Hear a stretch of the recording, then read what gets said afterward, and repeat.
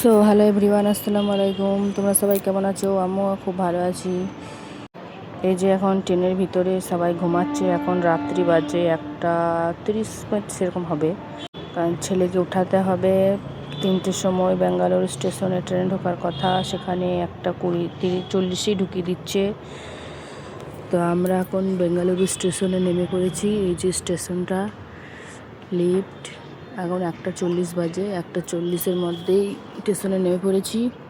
তো অনেকেই দেখেছো স্টেশন, কিন্তু আমার কাছে প্রথম বলে আমি ক্যামেরা ক্যাপচার করে রাখলাম। আমার মতো তোমাদের কার কার কাছে এই জায়গাটা প্রথম, অবশ্যই কমেন্ট করে জানাবে। এই যে ট্রেনটা এখানে দাঁড়িয়ে আছে, আমরা স্টেশনে নামলাম। এখানে প্রথমবার এলাম, আমি একদমই নতুন, জানি না কোথায় কি করব। এই একজনা পড়ে আছে। এক কথায় আল্লাহর উপর ভরসা করে, মনে অনেক সাহস নেই। এখানে এসেছি স্বামীকে মাকে নিয়ে দেখানোর জন্য। তোমরা সবাই দোয়া করো।